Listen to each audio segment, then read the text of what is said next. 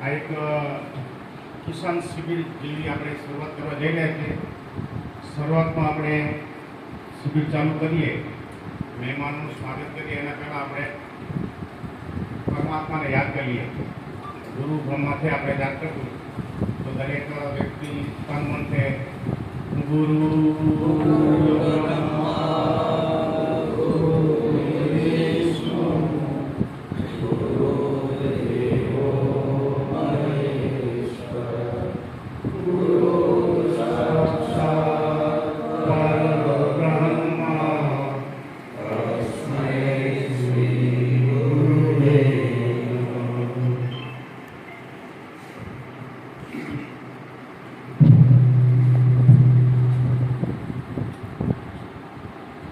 આપણે આ કિસાન શિબિર જે આપણે સમજવા જઈ રહ્યા છીએ ત્યારે આવેલ મહેમાનોનું સ્વાગત કરવું બહુ ખૂબ જ જરૂરી છે.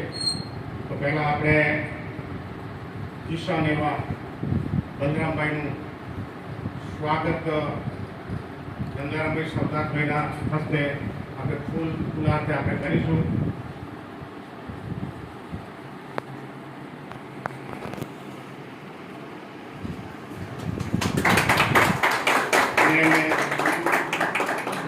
સોલને સન્માનિત કરીશું.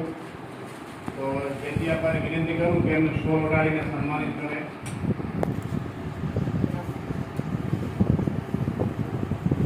બોલો બલરામ ભગવાન કી જય.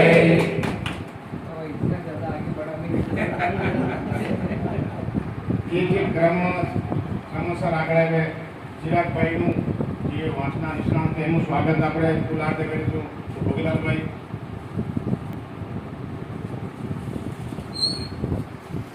સોલતે સન્માન કરવા માટે છગન બાપાની વિનંતી કરીશ.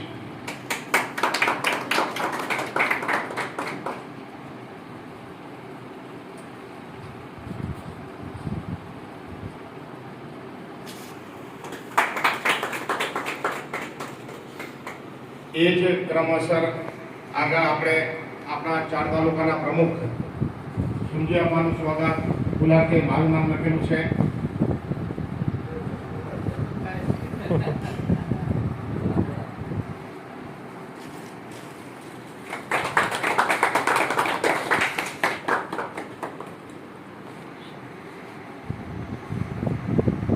અને સાથે એનું સ્વાગત સન્માન કરીશું. દુષ્યંતભાઈ ખેડબ્રહ્મા તાલુકામાંથી આવો.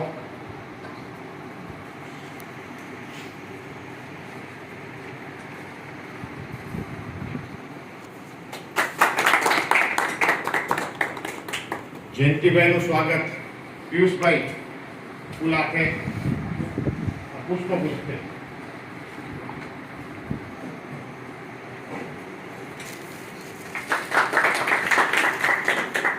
અને ખાસ તો જેમનું સ્વાગત કરવાનું છે ને એ જે મહત્વનું છે કે જેને આ આખી સિસ્ટમ ઊભી કરી, જેને આ ખનગાટ આપણી સમાજ માટે અને કિસાનો માટે છે ને, તો આ ગંગારામભાઈને હું વિનંતી કરીશ કે આપ સ્ટેજ ઉપર આવો અને તમારું સ્વાગત શૈલેષભાઈ ડુંગરી કંપા, જેમણે આ ખરેખર કિસાનો માટે ચિંતા કરી છે તેવા ગંગારામભાઈનું સ્વાગત ફૂલછોડી તે શૈલેષભાઈ.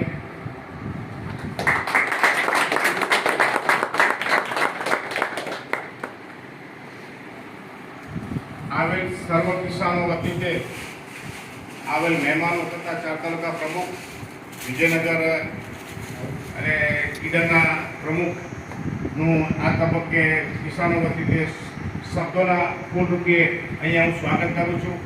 અને આગળનો દોર ગંગારામભાઈ હા, તો આપણે આગળની જે કાર્યવાહી ચાલુ કરવાની છે, જે કિસાનો માટે પ્રયાસ છે, જે આપણે ખરેખર આગળ વધવું છે તેના પર તો વિનંતી કરીશ ખૂબ ઝીણવટભરી આપણે કિસાન એવા બલરામભાઈને વિનંતી કરીશ કે આપ આવો અને પૂરી જાણકારી આપો.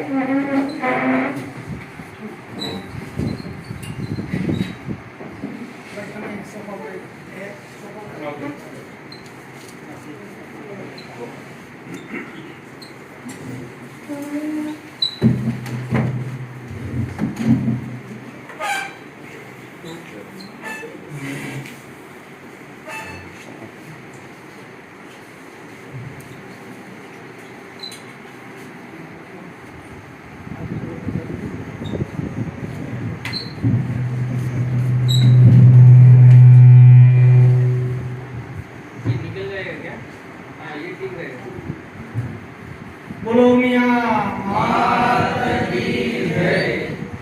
સર્વે કિસાન બંધુઓને મારા નમસ્કાર।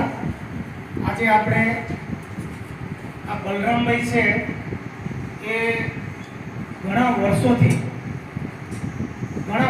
કેળામાં લગભગ 20 વર્ષથી કેળામાં એનું એજ્યુકેશન છે અને પોતે વાંસમાં એમની પોતાની અમે જે 26 જણા ગયા હતા જોયા ત્યાં એમની મોટી ત્યાં ટિશ્યુ કલ્ચરની મોટી ઇમારત છે। ત્યાંથી આ લોકો 2016માં ગવર્મેન્ટમાં બાંબુનું ટિશ્યુ કરી ગવર્મેન્ટમાં સપ્લાય કરતા હતા। 2018થી બાંબુનું ગવર્મેન્ટ મિશન બહાર પાડ્યું, બાંબુ મિશન બહાર પાડ્યું।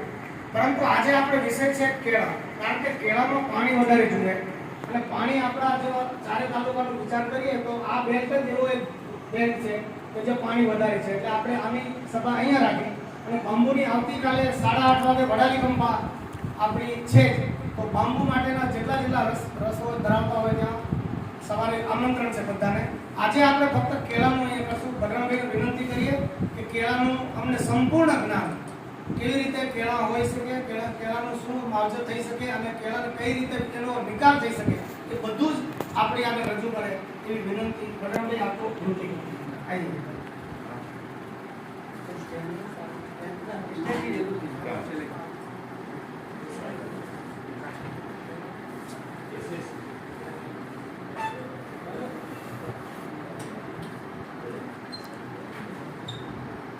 नमस्ते।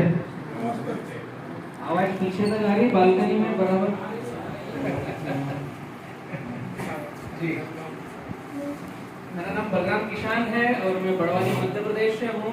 यहाँ से लगभग होगा 600-700 किलोमीटर और पूरे भारत में इसी तरीके से हम किसान पाठशाला रन करते हैं, जहाँ से हमें बुला लेते हैं।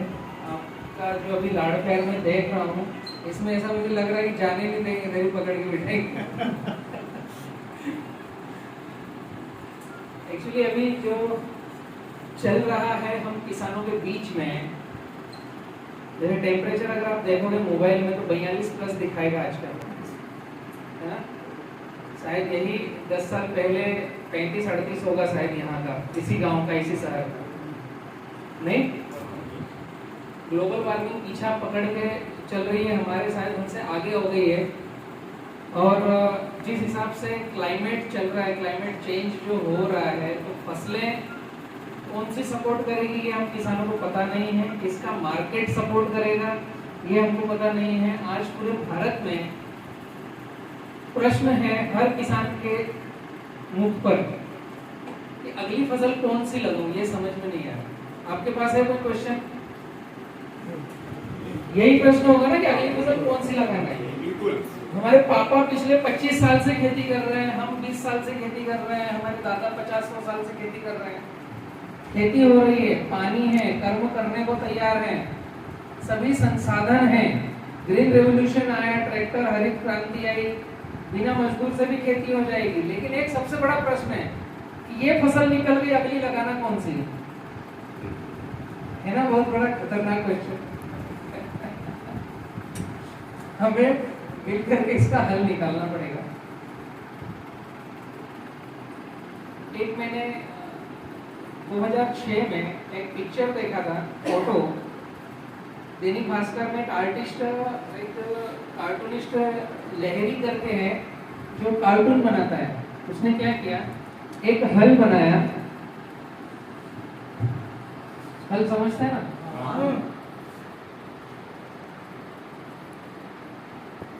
जोतने वाला। यहाँ पर एक किसान को बिठाया, यहाँ पर उसके बच्चे को बिठाया, दोनों एक हड्डी मकोड़ी, और यहाँ पर लहरी खड़ा होकर सोच रहा है और नीचे लिखा है उसने, मेरी फेसबुक पोस्ट पे जाओगे देखिएगा, सिंपल सी लाइन है, किसान की समस्या का हल है या हल ही किसान की समस्या है। समझ में आ रहा है मैं क्या रिलेट कर रहा हूं? इन दोनों लाइनों का अर्थ क्या हुआ? एक तो तय है कि किसान के पास समस्या है, कुछ पूछना नहीं है, किसान समस्याग्रस्त है। तो पहली लाइन थी उसकी समस्या का हल है। जो सारी दुनिया की कंपनियां, एग्रोनॉमिस्ट, टीचर, गवर्नमेंट, प्राइवेट या मेरे जैसे थोड़े बहुत जिसने किसी ने जान लिया हो वो भी, सभी लोग इसी के चेष्टा में लगे हैं कि किसान समस्याग्रस्त है और उसका इलाज है। पहली लाइन किसान की समस्या का हल है। दूसरी लाइन लहरी ने लिखी नीचे, ये जो हल है इसके बारे में भी है। और मेरे जैसे बुद्धिजीवी या एग्रोनॉमिस्ट या गवर्नमेंट टीचर या जो बीएससी एग्रीकल्चर पे पढ़ के आ रहे हैं, हल ही पढ़ के आ रहे हैं ना कि किसान को कैसे सुधारें। जो हल पढ़ के आ रहे हैं वही तो समस्या नहीं है। ये बहुत ही बड़ा गहरा क्वेश्चन है। इसको अगर हम समझ लेंगे तो हमारी खेती ठीक हो जाएगी, हम ठीक हो जाएंगे और हमारे दिमाग में कभी ये आएगा नहीं कि अगली फसल लगाना कौन सी है, कब, क्यों, कितनी, किसके लिए। थोड़े मेरे ऐसे व्याख्यान इसी तरीके से रहेंगे कि जो आप सुनने को बैठे हो ना, क्विक आज बता दे कल क्या हो जाए, वो मेरे से कभी आएगा नहीं। मेरे से वो आएगा जो परमानेंट सोल्यूशन में दूं। આપણે ભાઈ આ હિન્દીમાં છે ને, એટલે કદાચ કોઈ અક્ષરમાં ખબર ના પડે કે કોઈ શબ્દમાં ખબર ના પડે તો તાત્કાલિક કહેજો, હા. એનો તાબડતોબ એનો ઉલ્લો થઈ જાય, પછી જતું રહેશે, પછી વળી ઉપાધિ થાય પાછી। એટલે આ ખાસ એક ધ્યાન રાખજો। भाषा शैली समझ में आ रही है? आप तक पहुंच पा रहा हूँ मैं? देखो हिंदी में सबको आते ही होगा, और जो नहीं आए उसमें पूछ लीजिए आप, है ना? हाँ, बोलते नहीं आएगा, समझ में आएगा। ओके। तो अंकल ने जैसे मुझे बताया कि यहाँ पर केले की खेती की संभावनाएं बहुत है, लेकिन मैंने रास्ते में पूरा देखा, मैं जितना भी ट्रेवल अभी करके आया, एक भी खेत में केला नहीं है। तो इस तरह की जगह पर जब हम मीटिंग लेते हैं तो 99% तो बाउंसर जाता है। आप भी अंकल की सम्मान करके आकर बैठ गए होंगे, यार ये बाबा केला सिखाएगा या केला होता नहीं है। ऐसा कुछ ना कुछ होगा। मतलब चिंता मत करो, कुछ यहाँ से बाहर निकलोगे तो केले को या फिर जो आप खेती कर रहे हो उसके संबंध में कुछ लेकर जाओगे। तो मेरा एक थोड़ा सा आग्रह था, ये मित्र हम सबके पास है, इसको थोड़ा साइलेंट कर लें, वाइब्रेशन पे कर लें, ताकि घंटी आए तो पड़ोसी देश को आपत्ति ना हो, और इमरजेंसी हो तो बाहर जाके बात कर लें। बंद करना नहीं है क्योंकि घर परिवार से कहीं से फोन आ सकता है और हमारी सारी दुनिया फोन पर ही टिकी है, ठीक है? तो चालू तो रखना है लेकिन साइलेंट या वाइब्रेशन कर लेना है, वाइब्रेटर मोड पे। और अगर आप मेरे साथ पूरा टिके रहे, मुझे पता नहीं आप कितनी देर मुझे झेलोगे। मेरे व्याख्यान कभी कभी रहते हैं 30 मिनट के, जो 3 घंटे तक चलते हैं। मुझे माइक दिया जाता है कि मैं आपको 30 मिनट में समेटना है, तो 3 घंटे कब चल जाता है ना मुझे पता रहता है ना सामने वालों को पता रहता है। तो आपको डिसीजन लेना है कि मुझे कब बोलना है, मुझे मिल जाए, ठीक है? तो कुछ चीजें फिक्स है, आप मेरे साथ टिके रहोगे। आप जो भी खेती कर रहे हो, जो भी कृषि तो सब कर रहे हैं ना, सभी किसान हैं। अब जो भी खेती कर रहे हो, आज से आपका किसान खर्च आधा और उत्पादन ज्यादा होने वाला है, ये फिक्स है। जाने से पहले, कमरे से बाहर निकलोगे ना उसके पहले जो कुछ मैं सूत्र बताऊंगा, अगर उनमें से एक आध भी आपने पकड़ लिया तो कहीं ना कहीं 2 पैसे बचेंगे, ये तो निश्चित है। दूसरा, हम केले पर भी बात करेंगे। अगर आप में से कुछ मित्र केले में टर्न होना चाहें, आगे बढ़ना चाहें, तो केले में संभावनाएं बहुत सारी हैं, अपार संभावनाएं। 2 चीजें मुझे दिखी आपके क्षेत्र में। एक तो यहाँ पर केला है ही नहीं, तो सरल शब्दों में कहें तो मैं माथा कूटूंगा यहाँ पर केले की बात बता करके। दूसरा, सिक्के का ये पहलू है कि हाँ इतनी संभावना है कि केला है ही नहीं, मतलब हर खेत में हो सकता है। मतलब यहाँ के पास के गांव के शहर में जो केला बेच रहा है ना, वो शायद बड़वानी से लाता होगा हमारे यहाँ से, या बड़ौदा से लाता होगा जहाँ पर केला हो रहा है, या आनंद से खरीद के लाता होगा, आनंद खेड़ा से खरीद के लाता होगा। तो आनंद खेड़ा खरीदने जाए उसकी वजह आपके 10 किलोमीटर के रेडिएशन में आपके घर खेत से खरीदेगा, तो उसको ट्रांसपोर्ट बचेगा, वो वो वहां से अगर 10 रुपए किलो खरीद के ला रहा है और ट्रांसपोर्ट उसको 4 रुपए 5 रुपए लग रहा है और आपसे खरीदेगा तो 50 पैसे 1 रुपए ट्रांसपोर्ट में उसका काम होगा। तो संभावनाएं बहुत सारी है। देखने की दृष्टि हमें समझना है कि क्या हम उस तरफ टर्न हो सकते हैं। चर्चाएं चालू करते हैं। इसको सोचने के लिए दृष्टि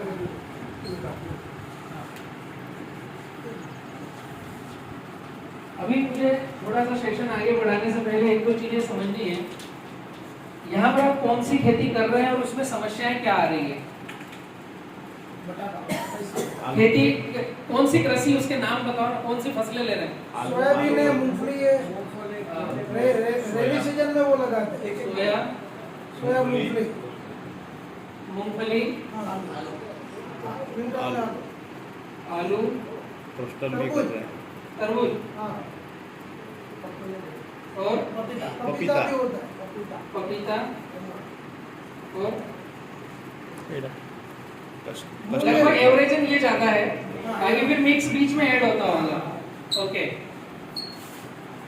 इन फसलों में आपकी मूलभूत समस्याएं क्या है खेती करने में, जो आप एकदम बेहतर तरीके से फेस कर रहे हो कि मैं केले को समझाते हुए उस समस्या को टच करूं तो मेरा आना सार्थक हो जाए। मुझे पता नहीं कि आप नए व्यक्ति जुड़ रहे हैं तो केले में ये 50 लोगों में से 2 लोग भी आगे आ गए तो मैं मेरा मतलब खुशनसीबी समझूंगा। मेरी कोशिश रहेगी आप 50 को केले में एंट्री करा दूं, क्योंकि पैसा बहुत है उसमें। लेकिन फिर भी एंट्री भी करोगे तो आपका 10 एकड़ है तो 2 एकड़ में करोगे, 1 एकड़ में करोगे, बाकी को तो जो कर रहे हो वही करोगे ना। मैं कुछ चीजें ऐसी बतलाऊंगा कि जो आपकी मूलभूत समस्या को टच कर सके। परेशानी क्या है आपकी खेती करने में भी आज की तारीख में? लेबर, कर्मचारी और महंगाई से मतलब कि जो खेती में काम के साधन ले रहे हैं वो महंगे आ रहे हैं। खाद बीज दवाई महंगा आ रहा है। डीजल,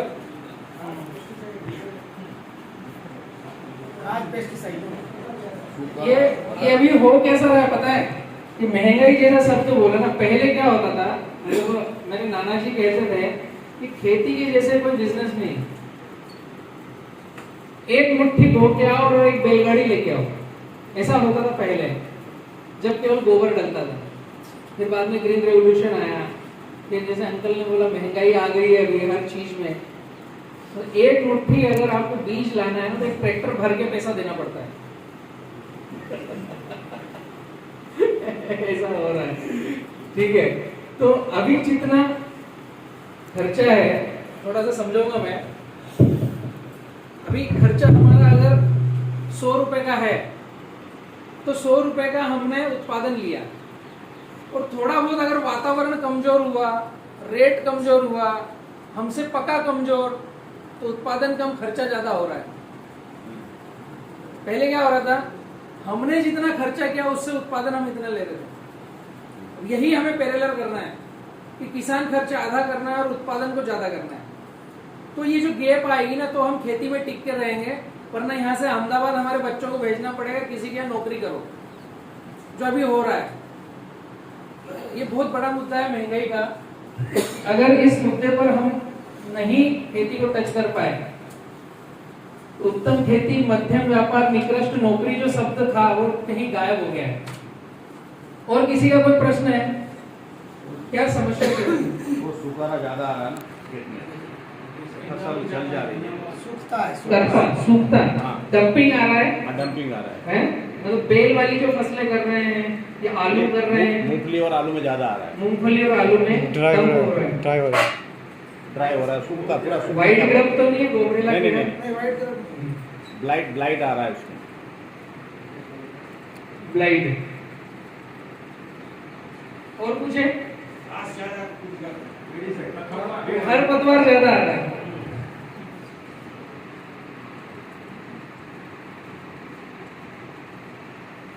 खरपतवार के लिए हम किसानों ने R&D करना चाहिए।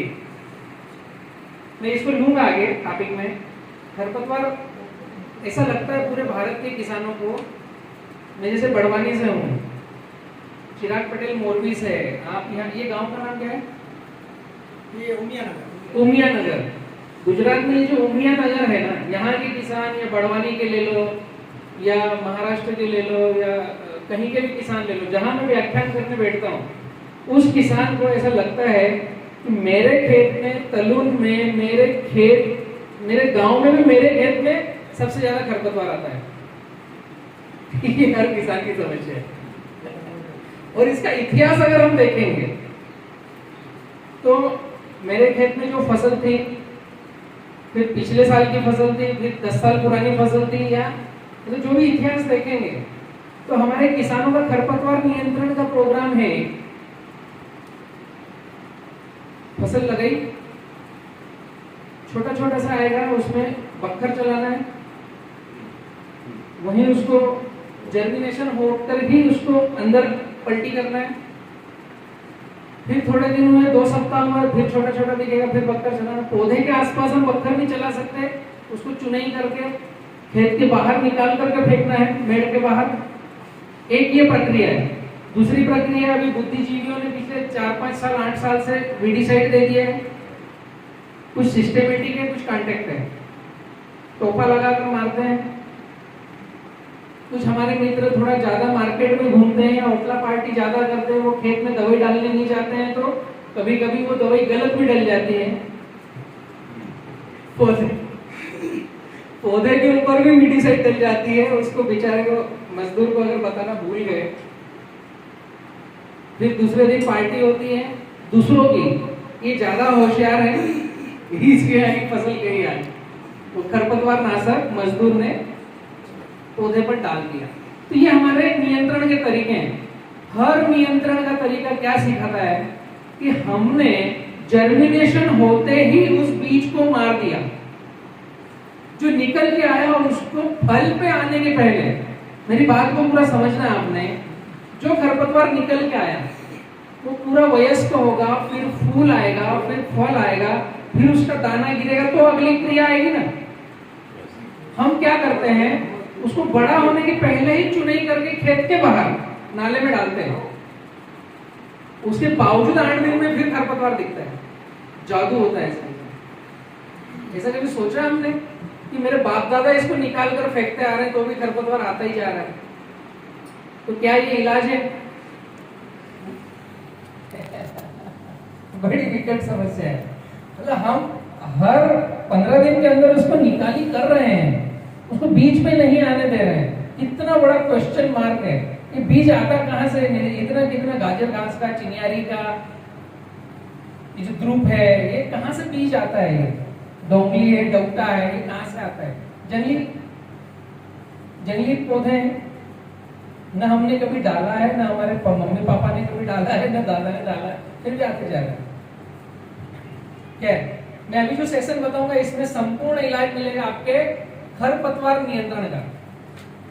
अगर उसको पकड़ के समझ के कर लिया आपने तो आप खरपतवार नियंत्रण हर फसल में कर पाओगे। हर फसल में लगभग सोयाबीन, मूंगफली, आलू, तरबूज और पपीता, ये मेन फसलें हैं। कर्मचारी की भारी समस्या है, उसके बावजूद, कर्मचारी की समस्या के बावजूद आप कितनी अच्छी फसलें कर रहे हैं, समझना मेरी बात को। आलू ले रहे हो, तरबूज ले रहे हो, मूंगफली ले रहे हो, ये फसलें कैसी है? 3 महीने 4 महीने की है ना। मूंगफली में कर्मचारी लगता है, कितनी मशीनरी ले लो, वो छोटे छोटे दाने बिखरे हुए रहेंगे, आपको चुनाई कराना पड़ेगी। तरबूज में तोड़ करके मार्केट दिखाना, स्प्रे करना, लोडिंग अनलोडिंग करना, बिना उसके कर्मचारी के काम ही नहीं होगा। आलू में भी कर्मचारी लगेंगे। सोयाबीन एक ऐसा है कि आप सेंट्रिल से कर सकते हो और हार्वेस्टर से काट सकते हो। पपीता में भी कर्मचारी लगेंगे, लेकिन पपीता एक एवरेजन है, आपने एक बार बो दिया, ड्रिप से काम चल रहा है, बाकी फिर जो व्यापारी लेने आएगा वही पपीता के लिए लेबर भी शायद ले आता है। आपके क्षेत्र में पपीता के लेबर लाता है व्यापारी खुद? आता है। हाँ? तो पपीता जिसने कर लिए ना, वो केले को बड़े सुंदर तरीके से कर सकता है। 2 चीजें हैं, पपीता और केला लगभग एक जैसी साल भर की 12 महीने की फसलें हैं। दूसरा, पपीता का जो व्यापारी है वही केले का व्यापारी है। तो भले पपीता आपके यहाँ ले रहा है, केला कहीं से और से ला करके दे रहा होगा, क्योंकि फ्रूट लाइन उसके पास है, फल की लाइन है, अगर आपके क्षेत्र में पपीता अच्छे से हो रहा है, मतलब केला आप कितना भी लगाओगे तो पपीता का व्यापारी उस केले को ले जाकर के मार्केट दिखा देगा। तो पहला क्वेश्चन, अगर मैं केला बताऊंगा तो आपको मैं मार्केट की कोई समस्या नहीं है, मैं पहले ही मतलब वो मार्केट की समस्या का हल दे रहा हूँ कि केला आपने लगाया तो बेचोगे कहाँ पर, ठीक है। अब मैं कुछ सेशन ले रहा हूँ जिसमें ये सारी बातें कवर करने वाला हूँ। महंगाई, कर्मचारी, ब्लाइट भी आ जाएगा और खरपतवार नियंत्रण भी आ जाएगा। मैं ले रहा हूँ केले का सेशन, उसके साथ साथ सिमिलर हम फसलों को कैसे एड ऑन कर सके।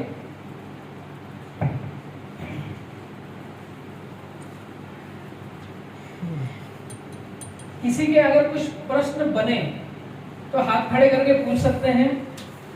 ऐसा हो तो हम लास्ट में 10 मिनट क्वेश्चन आंसर का भी रखेंगे।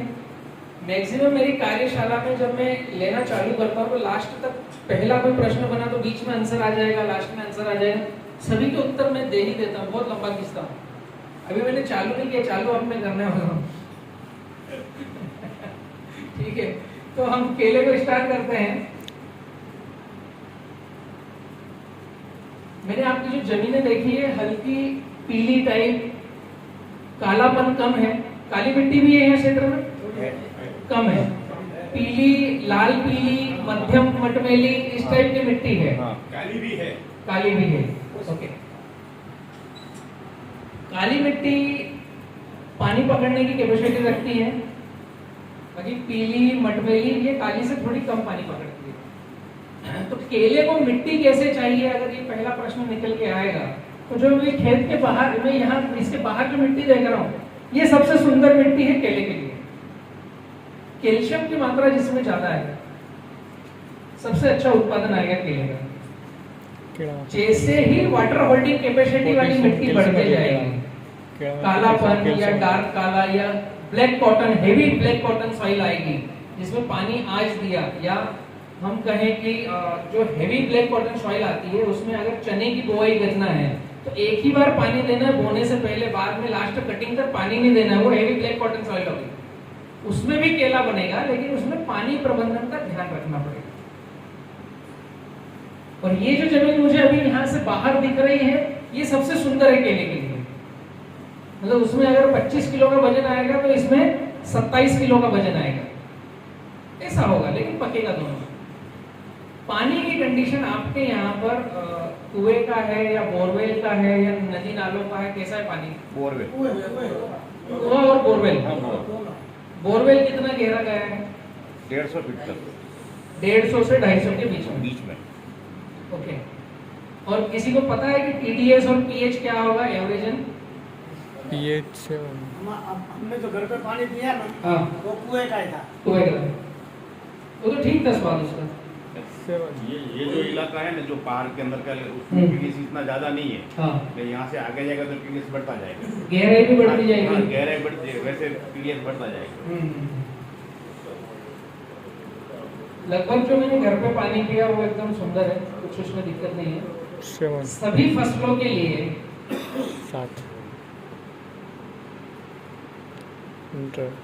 पीएच एक है मापदंड, और पीएच 150 से 450 टीडीएस का एक मापदंड है। 7 पीएच और 150 से 450 टीडीएस ये अगर है तो आप जो फसलें आपने भी जो बतलाई है वो भी एवरेजन अच्छी आएगी, हम जो डाल रहे हैं वो लेगा। खेत का भी अगर हम देखें तो पीएच खेत का 7 के ऊपर नीचे और कार्बन परसेंट 1+,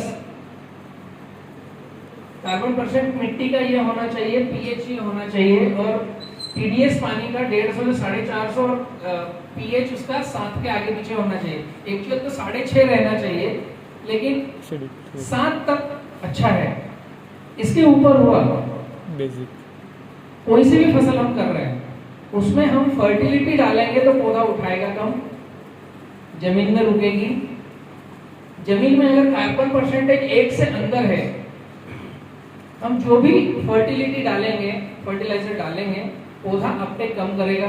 पीएच अगर 7 के ऊपर है तो हम जो भी फर्टिलाइजर डालेंगे पौधा अपटेक कम करेगा। तो अभी तक आप जो खेती कर रहे हैं इसमें आपने मृदा परीक्षण पर कभी ध्यान दिया है क्या, या करवाते हैं? जमीन पर करवाई है, जरूरत नहीं लगी, ओके, उसको कराना चाहिए, मृदा परीक्षण पर जाना चाहिए। 7 के आगे पीछे पीएच और 1% के ऊपर कार्बन होना चाहिए। तो जो सर ने बोला हमें कि महंगाई बढ़ रही है, तो हम उस चीज को नियंत्रण कर सकते हैं अगर कुछ हमारे पास डेटा होंगे। कुछ चीजें मैं बतलाता हूं जिससे आपको समझ में आएगा डेटा क्या काम करेगा। पूरे भारत के कृषि वैज्ञानिकों ने बोला है कि 17 ऐसे न्यूट्रिएंट्स हैं जो पौधे का भोजन है। Calcium, potassium, carbon. आपको पता है पौधे का भोजन है क्या? हम्म? जो भी फसल हम ले रहे हैं उसमें हम कुछ ना कुछ डालते हैं ना, potassium, urea, DAP, potash, calcium, magnesium, sulphur, zinc, iron, boron, copper, copper. Molybdenum, यही डालते हैं ना। ये ला। ये जो छोटे छोटे पाउच आते हैं, मिक्स माइक्रोन्यूट्रिएंट्स, फिर जो वाटर सॉल्युबल आते हैं, ड्रिप इरिगेशन है आप लोगों के पास, सब ड्रिप इरिगेशन है। तो वाटर सॉल्युबल भी आते हैं, उसमें भी एनपीके के ग्रेड आते हैं। तो इसमें कुछ ग्रेड हैं।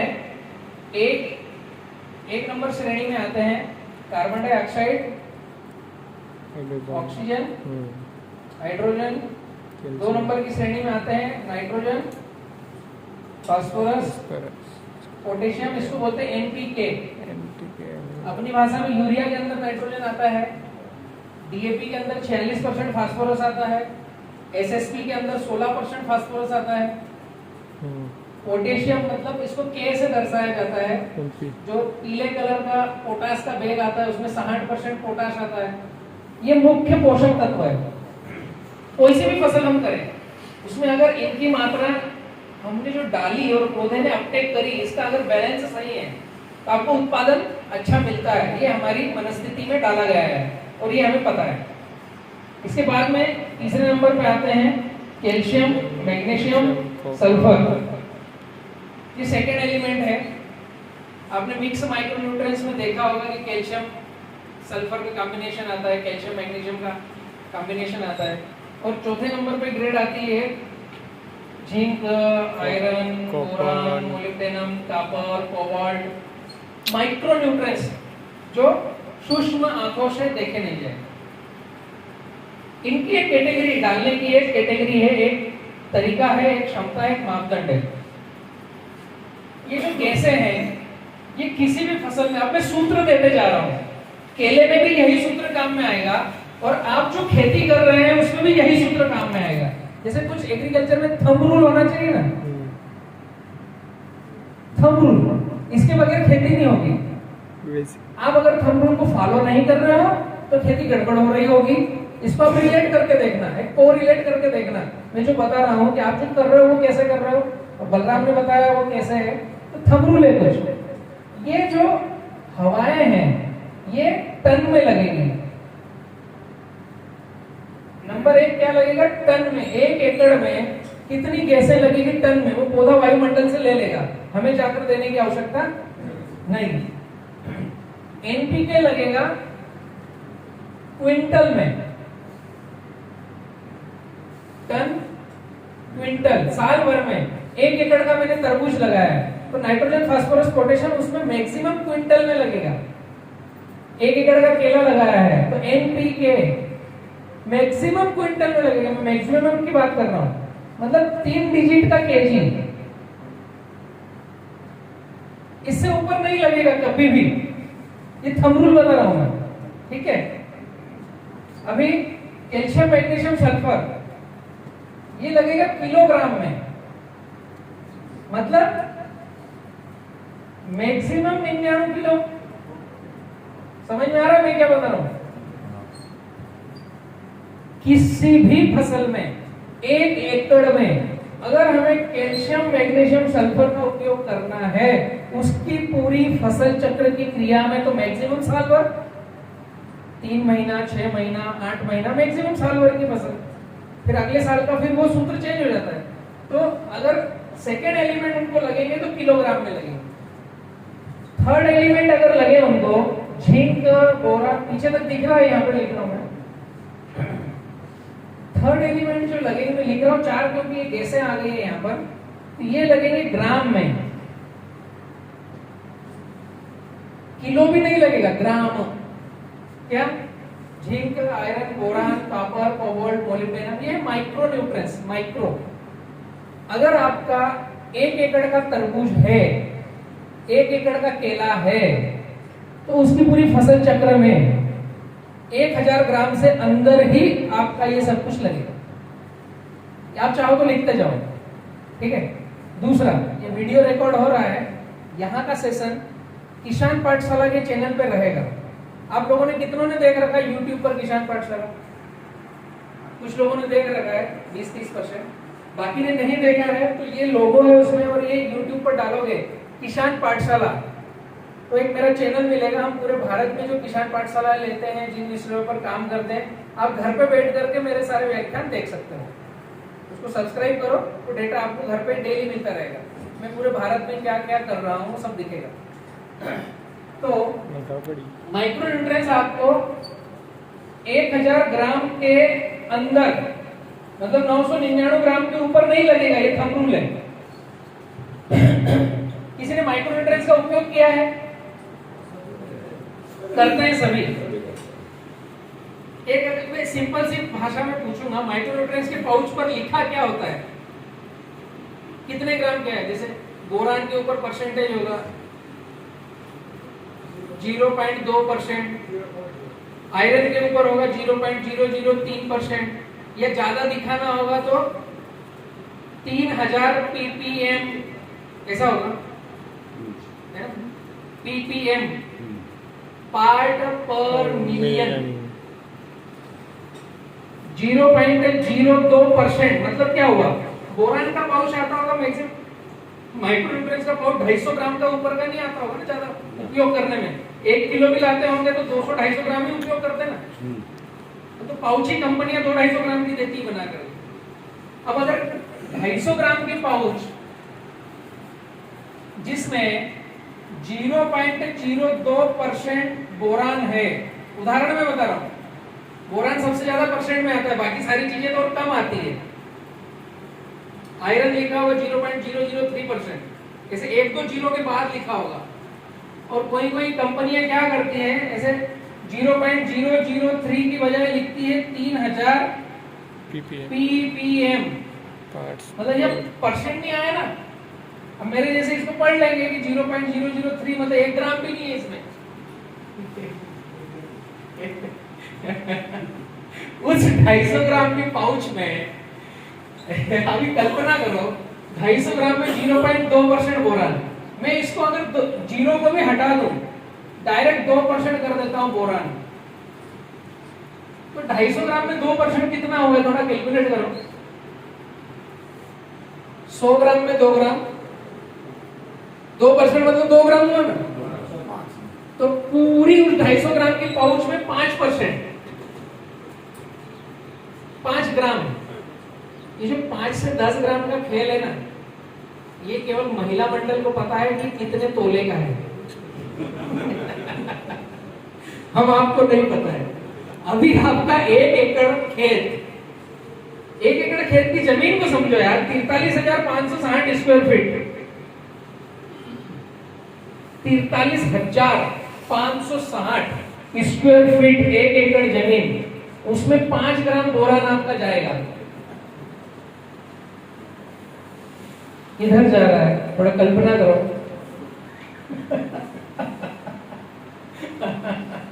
सोचने वाली बात है। 1 एकड़ जमीन 200 बाय 200 के इसमें आएगी। अगर आपने 5-5 फीट पर ड्रिप डाल के रखी है, हाँ, तो 200 भागी 5 करोगे तो कितनी लाइनें आएगी? 40 लाइनें आएगी। 40 लाइनें सीधी, 40 लाइनें 200 फीट की। एक 200 लीटर के बैरल में आपने 250 ग्राम माइक्रो न्यूट्रिएंट डाला, और 250 ग्राम माइक्रो न्यूट्रिएंट में मात्र 5 ग्राम बोरान गया है। और तरबूज कितने फीट पे लगाते हैं हम? 5 by 1.5, 5 by 2, 6 by 1 feet, line से लाइन 6, पौधे से पौधा 1-1 फीट, तो 7000 पौधे आते होंगे आपके 1 एकड़ में। 7000 के आगे पीछे।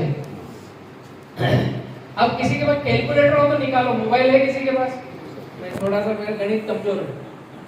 तो शुद्धतम 5 ग्राम को हमें बांटना है 7000 पौधों में। तो क्या करना पड़ेगा? 5 भागित 7000 क्या निकल के आ रहा है? चला है कैलकुलेटर? डबल डबल चाहिए 0.07 बराबर ना ना 0007। हाँ इतना बोरान एक पौधे के पल्ले पड़ेगा। ठीक है। अब जो हमारा मित्र वो दवाई डाल रहा है, आप देख भी रहे होंगे कि 30% दवाई पत्तों पर जा रही है, बाकी हवा में जा रही है, मिट्टी में जा रही है, उड़कर बाहर चली गई। फोग जाता ना, फोग धुआं स्प्रे करते तो क्या 100% दवाई पत्तों पर गई? 30% ही जाएगी। 60-70% मिट्टी में। पौधा क्या करेगा पता है? धीरे से कोशिश करेगा, अगर आसपास बोरान हुआ तो वो सूंघ लेगा, इससे ज्यादा कुछ करेगा? और उसको कहीं मिल गया तो अंदर जाएगा, वरना नहीं जाएगा। मैं जस्ट ये बताने की चेष्टा कर रहा था कि हम किसानों को कोई भी चीज हमारे खेत में डालना है तो इस थंब रूल के आधार पर डालना है। इतनी ही वो लेता है और इतनी ही आवश्यकता रहती है। और हम जो मार्केट में पैसे दे करके आ रहे हैं, 24 कैरेट कमा करके 43 डिग्री टेम्परेचर में हमारा बच्चा खेत में पसीना निकाल रहा है, ट्रैक्टर चला रहा है, वो कल्टीवेशन अल्टी पल्टी कर रहा है खेत का, ड्राइवर नहीं भेजा है क्योंकि वो 300-400 रुपए 500 रुपए ले रहा है, तो मेरा खुद बच्चा गया है आज ट्रैक्टर चलाने, वो पसीना निकाल करके हम माइक्रोन्यूट्रिएंट्स वाले को दे करके आ रहे हैं 750 रुपए का 250 ग्राम बोरान, उसमें है 2%, वो पौधे के पास गया 0.0007 ग्राम। क्या वो सही था? हमने 750 रुपए जो दिए उस दुकानदार को? मैं इतना केवल छोटा सा समझाने की चेष्टा कर रहा था। तो थंब रूल ये है, टन, क्विंटल, किलोग्राम और ग्राम। इस सूत्र में किसी भी फसल को फर्टिलाइजर लगता है। समझ में आया? एक कदम आगे बढ़ते हैं। इस चैप्टर में अगर कुछ समझना हो तो बताइए।